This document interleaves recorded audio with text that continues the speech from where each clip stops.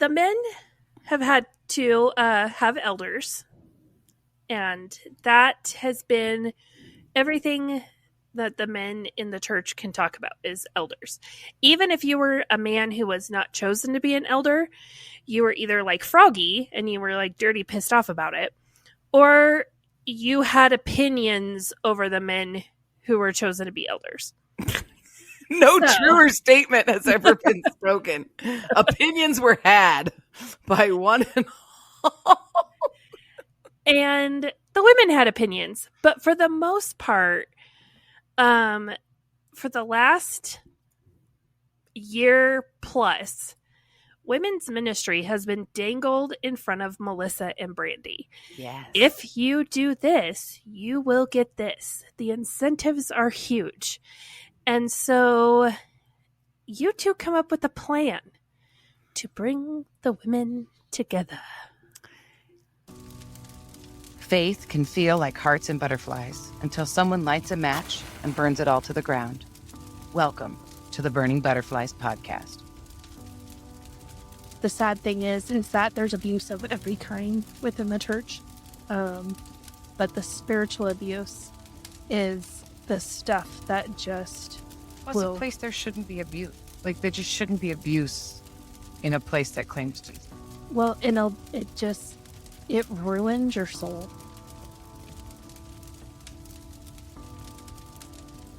If you're new here, we suggest listening to our prologue episode first. This is the story of two women's journey through toxic church culture and spiritual abuse, all while finding healing in the end. Sometimes it's just the facts, and if you get offended by it, that's a you issue. And if we can't be mature enough to have these conversations, even if some of the topics are difficult, then shame on us.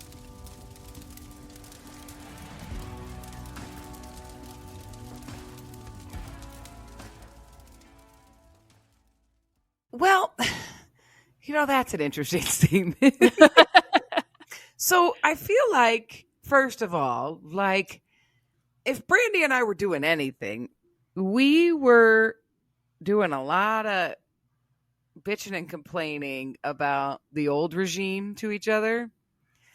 And we were devising and planning how we would bring new order.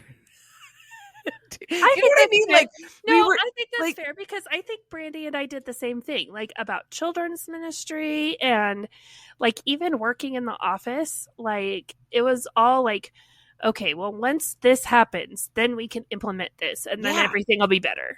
Yeah. And I feel like our conversations from whenever, for however long that we had been talking about this or getting together or hanging out, anytime we'd hang out. And I mean, her and I were like, I want people to understand, like, we've talked before about Charlotte's little pre-meetings to the pre-meetings to the pre-meetings. Yeah. So like Brandy and I we had made it to first contact. Mm-hmm. And so we were on. You were the inner circle. Forefront. We were the inner circle. The things that were happening in women's ministry, no matter how it was presented to the women, like, join our planning team. We weren't just in the meeting before that and the meeting before that and the meeting before that. We were in the first contact meetings. Mm-hmm. And something that Brandy and I had found kinship over was we had lived, quote unquote, hard lives, right? Like, we were hard. Like, you were edgy. Yeah, edgy. Oh, you know it. We were edgy.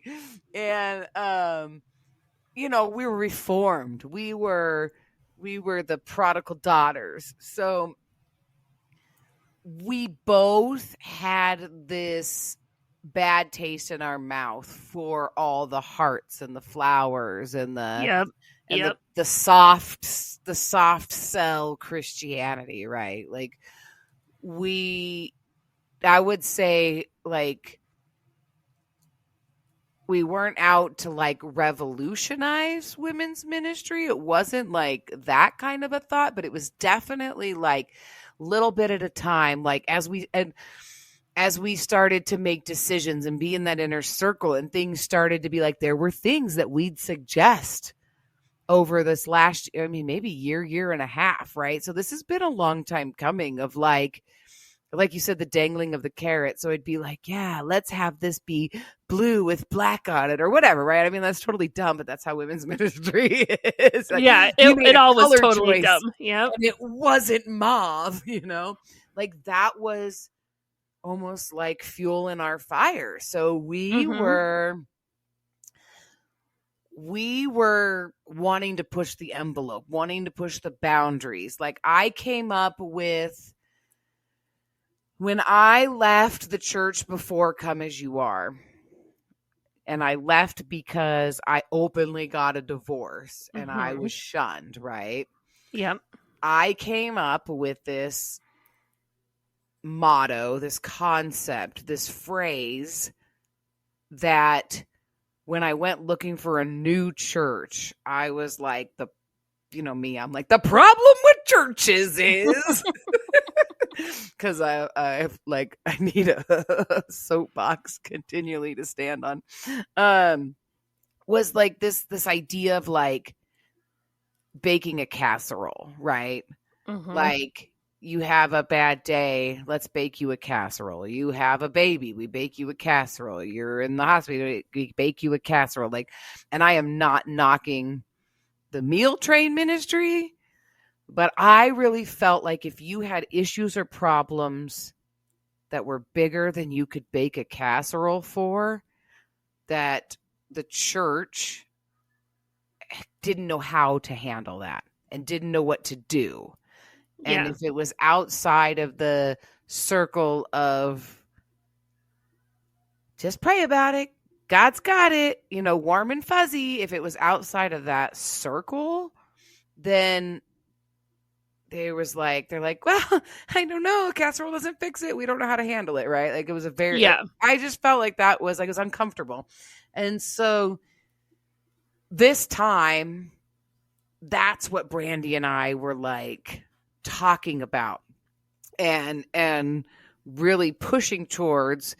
And I don't think we knew it the whole time, like in the whole year and a half that we were like starting to get our feet into women's ministry. We didn't set out like, we're going to revolutionize women's ministry and we're done with casseroles and we want real. Like we didn't know that starting out. But like I said, we had all these little tiny nuggets that were coming our way.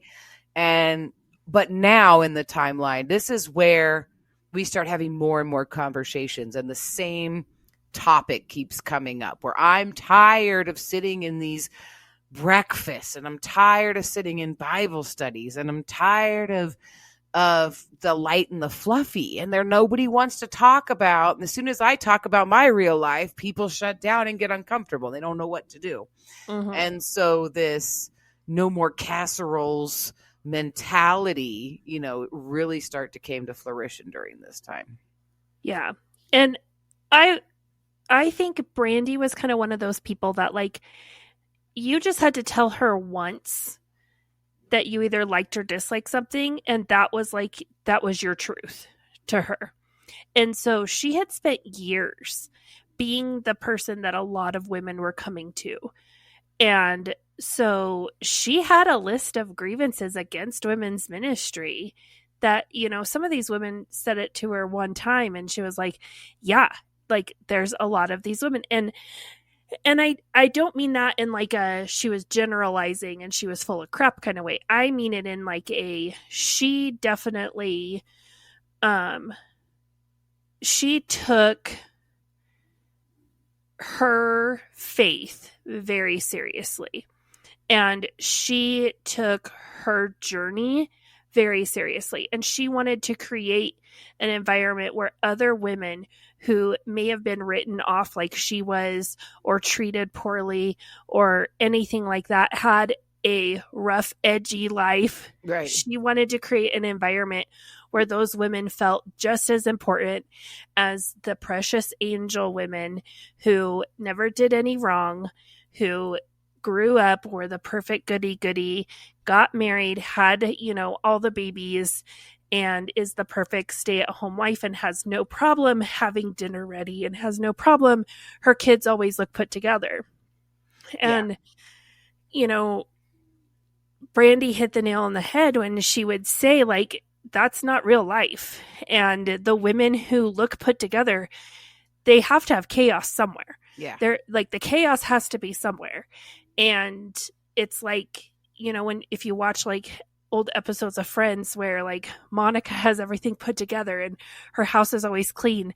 And then there's that episode where Chandler finds her closet. Yeah.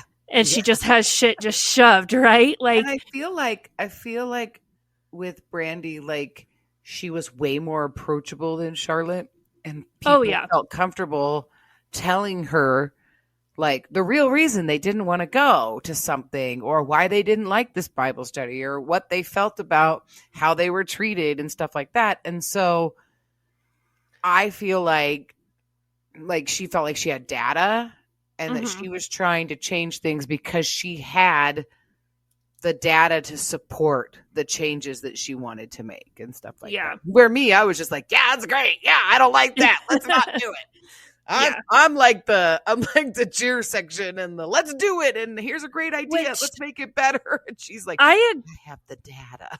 I agreed with a lot of the things that she wanted to change. And I think my reasoning was a little bit different. Was I spent so much time trying to be the hearts and flowers, and it didn't matter how hearts and flowers I made myself, it still wasn't good enough. Yeah. So I'm like, can we just get rid of it then? And can we all just be ourselves? Because like, this is exhausting. Yes. No, yeah, absolutely.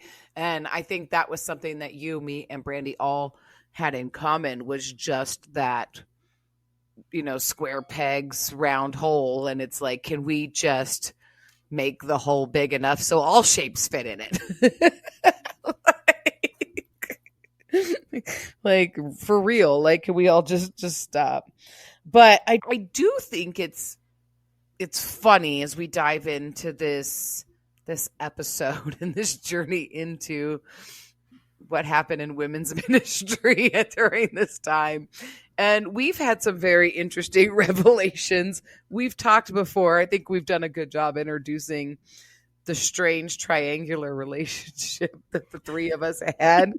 But I still get cracked up every time we talk about this, because like Amanda will be like, well, you and Brandy, well, you and Brandy, well, you and Brandy. And I'm like, no, it was you and Brandy and you and Brandy and you and Brandy. So let's like unpack this as we tell this story, and hopefully we'll do it justice so you understand just really how unique and a little twisted this whole triangular friendship is that we have going on. No, it's so funny because like, so in my notes, through the timeline, and this has been since the very beginning, I have written down Brandy and Melissa plan a Bible study. Yeah. And I would be like, Brandy and Melissa, and, even tonight we sat down to record it, and I was like, okay, we're talking about the time you and Brandy planned a Bible study, and you're like, well, in my notes it says when Amanda and Brandy. Right? I'm like, not exactly how that happened, but what we did deduce is Brandy gaslit both of us into participating. And I don't know if gaslighting is like manipulated. No, I don't know what the not word the right is word, but it's funny in this to use. Yes. So pretty much Brandy planned a Bible study and then got both of us on board. But how did she present it to you? So there were like two phrases that Brandy would use at any time that I had a conversation, like with her. It was always Amanda and I talked about, right? Like, so she had done something and she was like, oh, I was reading this book. Oh, I saw this show. Oh, I was watching this documentary. And then she'd be like, and Amanda and I talked about ... Right. Mm-hmm. And then from there, it would always be like, yeah. And when Amanda and I were talking, and when it was always you were included, right? But it was never like Amanda and I are planning to do this, or Amanda and I are going to do so. It was always that she had always talked to you. Yeah. And Which then I she would think always is be so recapping for me accurate. your conversation. Like she would always be like, oh yes, when Amanda and I talked, blah, blah, blah, blah, blah. Yeah. Whatever. And I think that's accurate because, I mean, like her and I talked. I mean, there would be times we would spend hours on the phone together. Like we would spend all day long in the office together. And then we would go home and we'd call each other and we'd spend hours on the phone together. We'd make dinner while we were on the phone together. We would do all of this stuff. And then, like, once the husbands came home, then we would stop, then we'd hang up and we'd be done for the night. But also, like, a lot of times we were at each other's house for dinner. So we would just get, like, I mean, when I say we would talk for hours every day, like, that's not an understatement. Yeah. And so, yeah, her and I talked about everything. Everything, like, yeah. Everything under the sun. We talked about it. Any little thought that would pop into your head, we would share it with each other. Yeah. And yeah, so I legitimately 100%, she talked about like Amanda and I as if she was just saying her.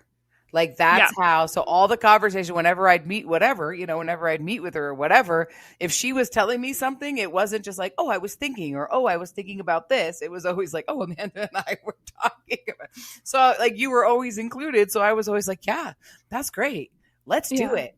What do you need? I'm on board. Oh, you know what we could do? Cause I'm like I see it and I can like figure it out. And I'm like, oh, you know what we could do? We could do this. We could do this. It would work really great if we did this. Right. And so, but I do truly feel like when you say Brandy and Melissa planned a Bible, something like I was definitely on board with like, this is what Brandy wanted to do. And I was helping her make it happen. Well, and she would always present it to me like, Melissa and I want to do this. Yeah. And I, like, looking back now, I think she did that because she knew if you two were excited about something, chances are if you didn't have someone like me come alongside of you, it would never come to fruition. Right. We would just sit and plan and talk about it, and that would be all the dopamine we needed. We'd be happy. And so to make it actually happen, you needed an Amanda. Yes. And so if she came to me of like, we already have a plan, we just need help implementing it, I think that was her, like, she knew how to present something to her friend to get her friend excited. Yeah. Because she's like, you don't have to do any of the mental load. Just do the stuff you love to do and make it happen. And honestly, at that point in time, it was less the mental load and it was more the like, if I plan it, then it's the Amanda is doing this. And then that's just one more thing that Amanda's bossy about and is controlling over, Yeah. And so if I could take my name off of it, and it didn't matter if I did, 99% of the work behind the scenes, that didn't matter to me. I just didn't want my name on anything anymore. Right. So I feel like you were doing the same thing I was doing is you're like, I'm willing to help you. It's not my thing. You just tell me what you want and I'll do it. That's easy peasy. Yeah. And I'm like, sure, you want to do this? This is how we could do it. And this is how I would set it up. And this is how I'm like planning. Anyway, so, all right. But this is also that point in time where you had this motto that you're like, I feel like I'm called to feed and entertain. Yes. I was back on that. Oh, yes. So I was back on that because I was back into, I for some reason, okay, like this would be great to talk about. Maybe we already talked about this, is why as Christians, a lot of times we feel like, yeah, we can have a job and we can be out in the world, but if we haven't given our whole life into ministry, like we're missing it. Yes. Like the people who eat, breathe, sleep church, their job is church, their ministry's church, they're working for the church, their full-time ministry and they're living off of the grace of God. Like for some reason, they're on a higher pedestal step than everybody else. And the rest of us are missing the mark slightly because, yeah, we have a job and we're out in the world, but it's just not the same as it being full-time ministry. Yeah. Like, am I the only one who felt that way? No, 100%. I actually think that's a really great conversation to have over on our Patreon. I think so too. Like, because I 100% felt that way. I judged the hell out of people. Yeah. And so I was on this mission. That I was going to be 100% sold out and be who God created me to be. And I was going to be on that pedestal of I do ministry and live off of the grace of God. And the thing that I am called to do in this life is feed and entertain. Like that is 100% who I am, right? Like, because you have to be able to communicate these things of like, no, I am gifted and talented. God has me here for a purpose, and my purpose and where I fit in, you know, and yeah, even to this day, I would truly 100% still agree with that. I might change the language that I use to describe all of that. Like I haven't really thought about that until you just brought it up. Like in this whole journey of like deconstructing, I haven't deconstructed like God speaking to me and telling me that is my calling, is like I am here to feed and entertain. And then I've had to work through that and dive into deep waters of all that. And I had a way of describing, and that's why I'm struggling right now, is because I'm like, no, I know exactly what to say.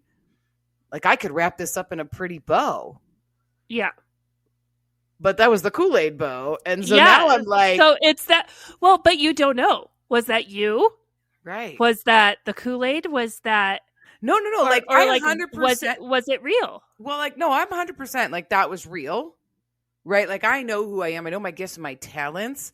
And I just, today, if you asked me, I wouldn't speak it the way I spoke it in the church setting. Mm-hmm. But would I be saying the exact same thing? Yes. Would I tell you I know the calling on my life and how that plays out day after day after day after day? Yes, absolutely. I would just use totally different wording today than I did there. And so that's funny because I've not like processed that through that. Hey, but at least that's something that I know that I'm confident about. Okay, so yes. So I'm on this mission of like, right, I'm going to quit my world job, my worldly job for money, for a lot of money, for all the money that supports my family. I'm going to abandon that. And I am giving my life, my talents, and my purpose, and my person, my time, talent, money, all of it, to be in ministry full time, living my best Jesus life.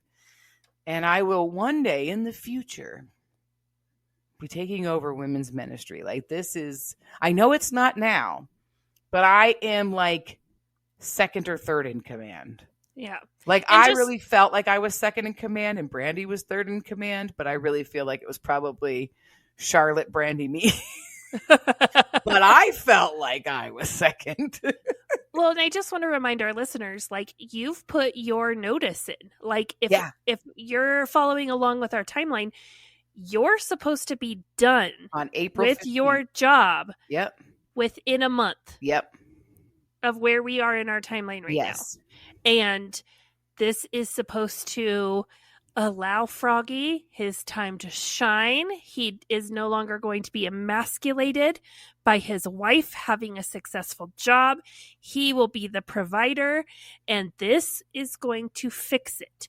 You are going to have a newfound purpose. You're not going to need to be the breadwinner, and Froggy is going to rise to the occasion. This is the theory. He's going to rise to the occasion, and all of this is magically going to make him stop being violent. Yes. That's going to happen. Believe it 100%. Like I believe it 100%. And also, you know, you talk about like the carrot being dangled. Like, I am the face of women's ministry at this point. Like, if there's a Oh, yeah. microphone, I'm behind it.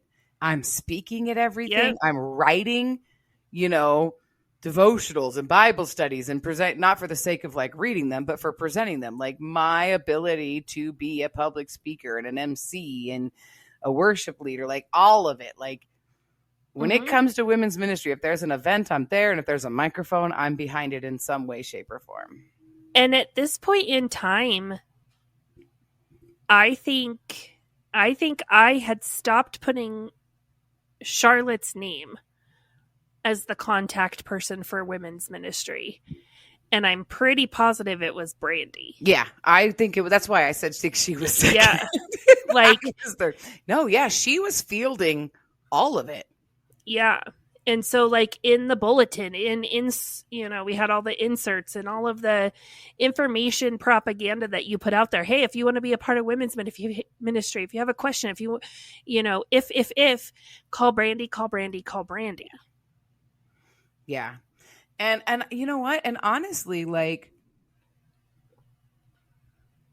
if there wasn't some kind of ploy behind it, like, I know it was working out well for Charlotte because, I mean, she really wanted to be like the head honcho, but not the henchman, So, yeah. So to have Brandy be her right hand and be able to do all the dirty work and stuff like that, it really was a benefit to her for her season of life. So, because she could give Brandy a directive and Brandy would follow it through, but she wouldn't put the sugar coating on it that Charlotte felt she had to. Yeah. Brandy would just say it like it was. Yeah. And so Brandy would say the things in the tone and in the manner that I think Charlotte wished she could. Yeah. And that's why she loved Brandy so much. Yeah. And also, Brandy would come to her with a crap ton of gossip. Oh, totally. All the tea, all the, this person's mad, this person said this person won't do this. Here's this person's getting a divorce. And like all the stuff that all people were too scared to tell Charlotte, they felt very comfortable to tell Brandy. And Brandy would, when it would come up, and she didn't do it like I feel like all the things the meetings that I sat in, like it wasn't, I never felt like Brandy was a spy and was reporting to her boss. Like, I never felt like that. I always felt like we would be in a meeting and then it would be like, oh, well, what about like Betty Jo Clemens, And then all of a sudden it would be like, oh, well, she can't because you see her nephew's ex-sister, brother-in-law has been doing this. And then now they lost their car, and then that would all come out. I know that she felt when we talked to her like she was intentionally collecting information, but I never felt like it was like that's from the outside looking in. I don't think anyone thought that, but that is 100% why Brandy had the yellow notepads that she carried around. She would write down notes, and every single night Charlotte would call her and they would debrief. Yeah. Of what happened in that day. Yeah. Every night. Crazy. So Charlotte, Brandy and I were sharing constantly all day long. And so we would even have conversations like, Charlotte's going to call.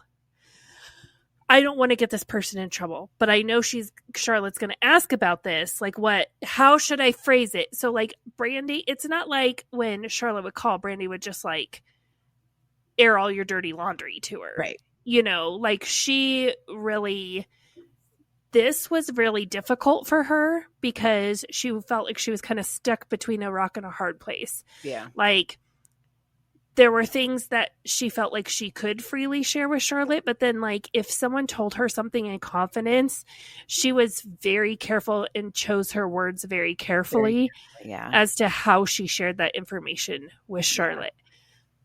And I just think that's interesting, like to go from because I knew they were I found this out after the fact, but in the time we've done this podcast, like I knew about the fact that Charlotte was calling her and stuff in the evenings, but like, that's why I'm saying like to be there and to be in a meeting and to hear these things, like you would have never known. Like, yeah. So it just speaks to the motivation behind so many of these things. Like, if you don't think that these things were manipulative, like, Oh yeah. no, they were, and behavior was planned and Yeah. changed according to the situation and the Yeah. people involved in the room, And even if it was just Charlotte, Brandy, and I. And you can look at who is at Come As You Are right now, and you could tell 100% who is the new Brandy, who is the new Melissa, who is the new Amanda, and Charlotte is still Charlotte. Yeah. And you can see it. And it's, I mean, there's nothing new under the sun. Yeah. Like, it's all the same old stuff, right? Right. But Yeah. so this Bible study that Yes. Okay. So you plan, I plan, she planned, whatever. So Brandy planned a Bible. She read a book, watched a movie. What did you do? I want to give some context. So, Brandy is a huge book reader, right? And her and I, when we were going through the Bible, like when we were starting to do Bible studies with Mom's group, her and I we knew in the beginning, we knew we couldn't go to the big group of moms with all of our cockamamie questions. So like when you're reading and it says Joel visited a temple prostitute and shared, God with, and so most people are like, oh, praise God, right? Brandy and I's mind is like, why the hell are there prostitutes in the temple? Like, what is that all about? So then we would not be able to finish the reading. We would go down a rabbit trail of why are there prostitutes in the temple? And I mean, I guess if you're interested, let us know in the comments, reach out, and like I could go into that whole story for you. But like we would go down these rabbit trails, right? And so one of the things it was like she was going down a rabbit trail and she ended up finding a book. And for the life of me, I don't know what it is. This is one of the downfalls of her choosing to leave the podcast. This is lost to time, but there is a book out there somewhere that talks about the red tent. Yeah. In fact, she fixated on this and talked about it so much. I thought that was the title of the book, The Red Tent. Yeah. And it very well could be. I don't know. I don't know. I just know, I'm like, yes, the red tent thing. And when we say she fixated, right now, this episode's timeline is we are in like the beginning of March of 2020. We're talking like back in like 2016, 2017. Brandy found this red tent book. She had talked about the red tent to me for years. And so when you are a friend of someone who hyperfixates, the most random thing is she'd be like, the red tent and the red tent. And I'm like, I didn't enough know with that. the effing red tent. I thought know like about she the had red tent. just read the book and this was brand new and she was so excited about it. Nope. This is like Sheldon Cooper with trains, like 100%. And so, she is hyperfixated on the red tent. So just like a very brief, like condensed version is the red tent is this idea that women living under Levitican law, if you read Leviticus and Deuteronomy and it's talking about, within Israel, all of the people, all of these rules and these laws that Moses lays out, gives specific rules of women who are menstruating.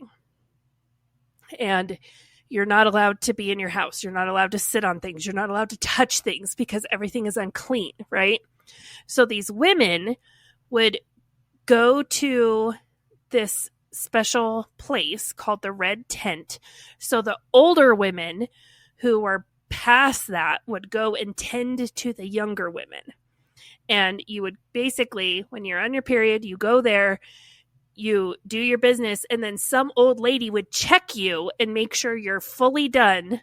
And then you would go through the cleansing ritual, and then you could return home. Yeah, and I think I might be mistaken, but like somebody was taking care of your household duties. Yes. So, like, another woman. if it's my time of the month and I got to Yeah. go to the tent, you would come to my house and you would make sure, my family's fed and all the house stuff is taken care of on top of taking care of your stuff. Yeah. Knowing that when it's your turn, I'm going to do that for you. Yeah. And so it was women caring for women, older generations caring for younger generations learning from the older generations, women helping each other. And it was women building a community across generations, across interests, across, like some women would bake bread, some women would go get the water and all of that stuff. It would be across the board. Mm-hmm. And I don't know why Brandy, just this book had a huge impact on her. Yeah. And I think it's because, like, her and I had that, and I mean, we've discussed this. We've had that to an unhealthy level, her and I. But, if we could get all of the women in the church and all of these women who are bitching about everything and are fighting with each other and are mad at each other and all of this, if we could get everyone to realize that we can learn from each other and we can help each other and we could have this community. Yeah, and where one is weak, somebody else is stronger. And I think exactly, that's probably why this was starting to really come up again for her, is because she had you and you did a lot of the things that she wasn't necessarily able to do for herself or struggled with doing for herself. So then you would help her, and like having dinner together. Like, she's like, I'm not cooking dinner. And I'm like, I don't cook dinner either. So I'm not the one to help you. And keep in mind, we were just told people left the church because of her and I, because of us. Yeah. And we have morphed into this, like, we joke, you girls. We've morphed into one person. Tom stopped referring to it as you, Brandy or Amanda. It would be you girls constantly. It didn't matter if I was getting yelled at for something. It was you girls, and it didn't matter if Brandy was a part of it or not. Yeah. We both were getting yelled at for it. You girls. And then when he would be like, and your friend, like, we no longer had names. Yeah. We no longer were our own person. It was always you girls and your friend. Yeah. But I think, like, this was all working out really well. Like, there was value and benefit to it. And, like, I feel like, it's kind of like which came first, the chicken or the egg. But, like, Brandy, I think, was finally experiencing what she read about in the red tent, in a modern day way. And she was like, everybody needs this. Yeah. And so, so she would. And I mean, honestly, like, I've been very open and honest on here about my mental struggles and things like that. And I feel like when Brandy was on here, she was very open about, her struggles as well. And I really think, like, for that time, we saved each other. Yeah.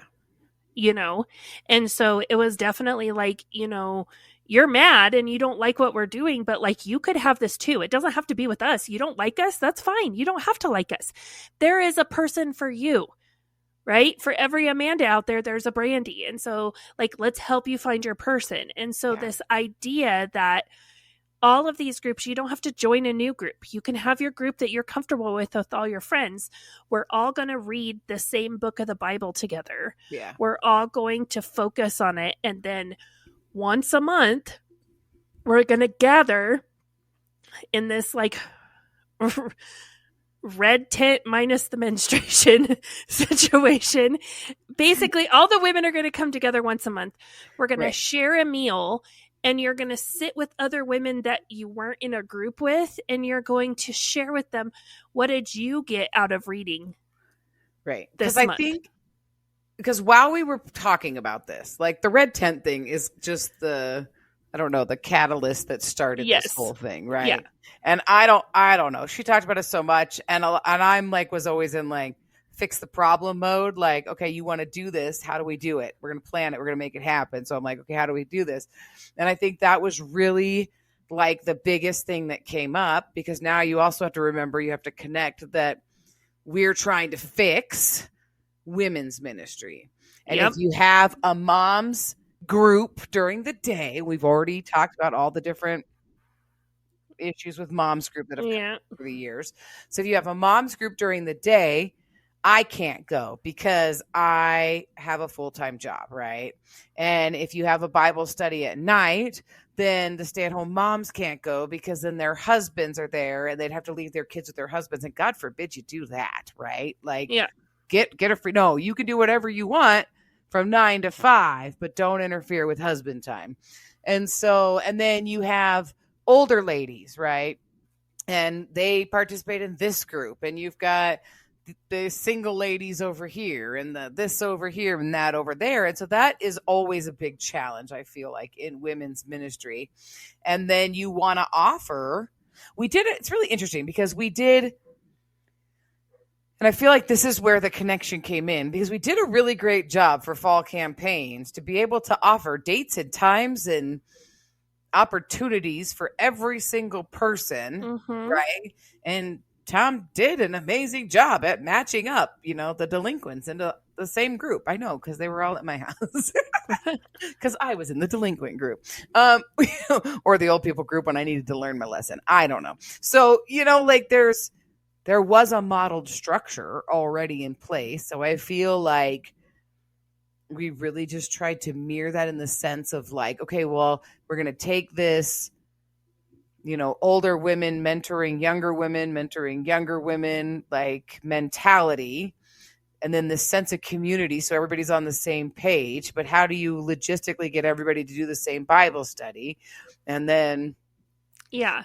So that, and there were studies that they did over the years. Like what's the stupid gold thing? Apples of gold. Apples of gold. Apples of gold, where like they pair up an older lady with a younger lady, and like they teach them how to, like, I don't know. I never did it. Yeah. I was constantly asked to join Apples of Gold, and it was, I never did that one either. I don't know. I was like, my granny taught me how to bake bread. I really don't need some old lady teaching me how to do it, like, kind of thing. Yeah. But it was, I think, things like that. It was like, I can't do that every week on a Tuesday for 12 weeks straight. I can get away with once a month. Yeah. I can get away with once a month. And we talked about like offering childcare and things like that. So then you didn't have to find a babysitter, none of that. Like, it was, and I feel like was taken care of. I feel like when I think about how this all became planned, like it's totally within, because you got to remember, we got to be like rebels, and we're going to be like on the forefront. Like, this is the new frontier, but we also have to get Charlotte's approval. Yes. So when you look about how we did this, right, you have the model of the fall campaigns, right? So we're going to say this Bible study, and we want to study. So I talked about how, maybe I did plan this a little bit more. Well, I know I planned it. I know I planned it, but I'm like, I wasn't the originator. I'm like, I was just like, I can solve this for you. So, and understanding that this is all to get Charlotte's approval is you have the fall campaign. You can study in your group at your time, whenever, right?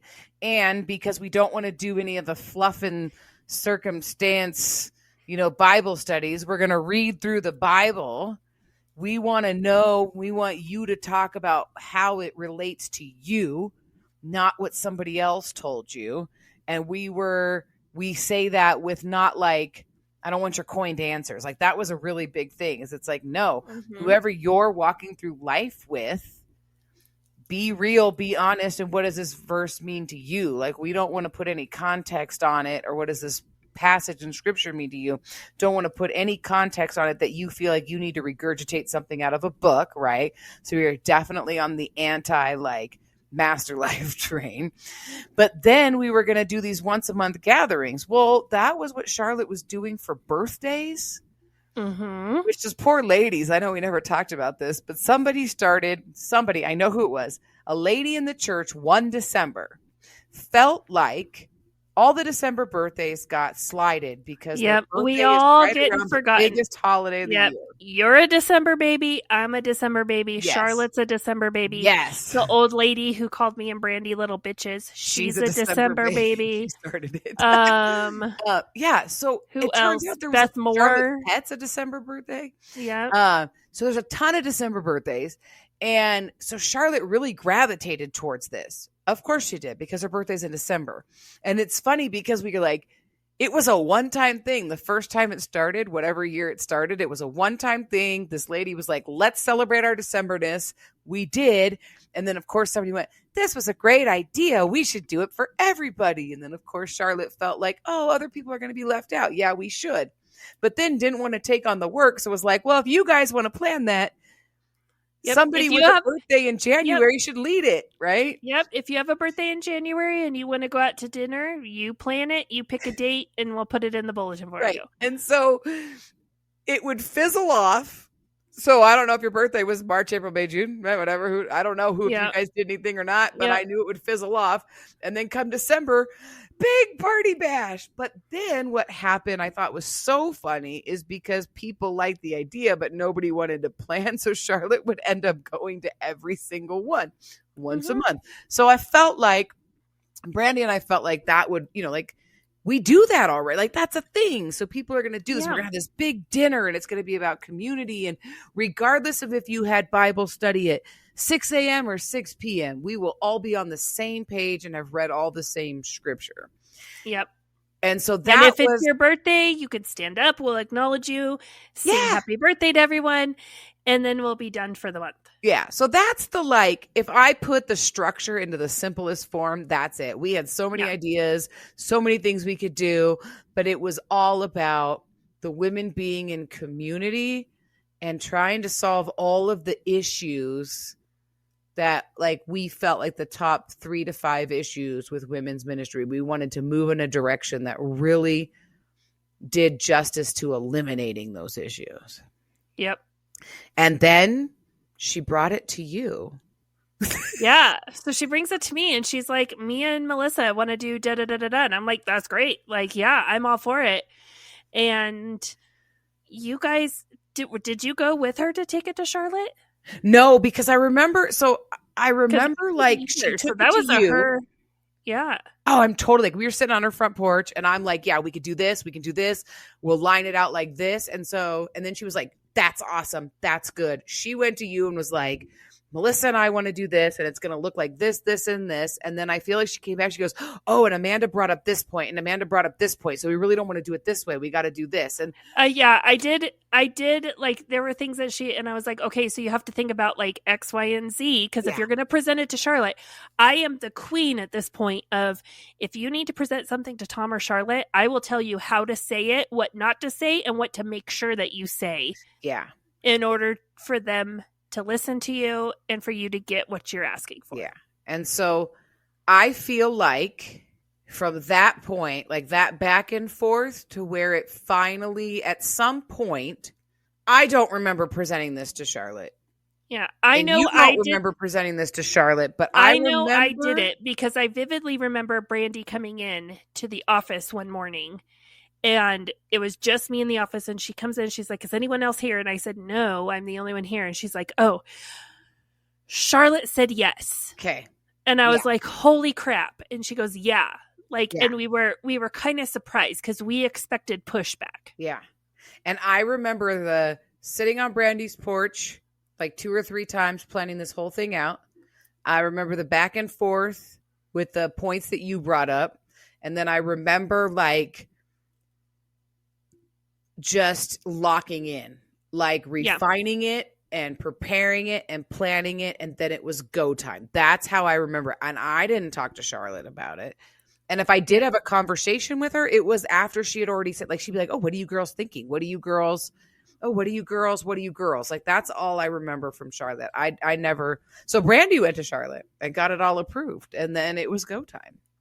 Yeah. So, I could not tell you when the start date was going to be. I don't have that in my head, but I know for a fact we were going to push it out and present it, like put it in the bulletin and push it out for the very first time for ladies on March 22nd.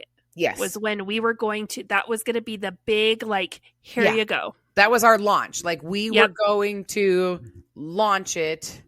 Yeah. And put it out. Yeah. Like I said, I don't know what March. day it was going to, like, actually start, but we were like putting it out there for people to sign up on March 22nd. Yes. And so on March 7th, I had already gotten tickets. I had, because Brandy's birthday was in April. And so I bought her an early birthday present, and her and I were going to go to Sterling on March 7th. And all of the ladies, the Sterling ladies that we've talked about, they came and spoke at Go. They've done some conferences on their own. We were going to go to their conference in Sterling.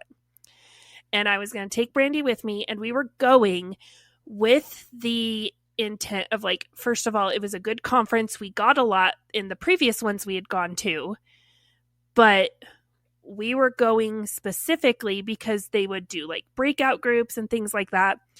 And so we were going to look at, like, what do we want to bring back and make sure we implement in our women's groups, because the Sterling ladies had started doing this thing called Brown Bag, where, because they're out in like eastern Colorado, right? So Sterling is kind of the quote unquote big town. And then there's a bunch of little tiny communities around it. And so each community, each day of the week, would have this little brown bag lunch where you would bring your own little sack lunch. You would come and sit and you would hear a message. And the same lady would travel to each town and deliver that message to each town that week. So by the end of the week, all the women had gotten the same message. Yeah. And so we were really interested in kind of that concept. Right. And I mean, how amazing was it that here we are planning this, like, uniting the women and getting everybody to be in the same study and be on the same page and be able to have conversations, whether you're in another town or you go to a daytime or nighttime. And just how amazing was it that coincidentally, this town out in eastern Colorado, the women are having the same message of, like, we need to have community and unity and the same message. Yeah. So we went and, like, we wanted to go and learn, like, personally, but ultimately we were going because we wanted to have conversations with the ladies. Yeah. And we wanted to be able to sit down with them and be like, hey, how are you making this work? And, like, I had a personal relationship with those gals. And so, like, we went early. And, like, before the conference even started, we sat down and we had lunch with them. Yeah. And so we were able to, like, talk to them and stuff like that and ask questions and everything. And then we went into the conference for the day. Yeah. And I know that we felt like this was, like, divine. Oh, yeah. Like, affirmation that we were on the right page and the right track and we were doing the right thing, and that, like, Yep, God is a God of order, not of chaos. And if he's showing, he will show all of his people what they need to do. And so if he's showing them and he's showing us, look, he's showing all of us the same thing. We should all be moving in the same direction. And so, so March 7th, we went out there and we took our notes and we came back, and we came back with the excitement that we were going to sit down with Charlotte that following week at some point, and we were going to share with her, like, here's what they do, like, how can we implement that here? Yeah. Burning Butterflies is a listener-supported podcast. Today's episode is brought to you by our amazing supporters on Patreon. Follow the link in our show notes to learn how you can become a Patreon supporter too. Supporters get exclusive access to bonus content each month, including outtakes, cut content, and supporter-only episodes. If you've enjoyed this episode, please leave us a rating on your listening platform. Burning Butterflies is a production of Asha Media. Thank you for listening.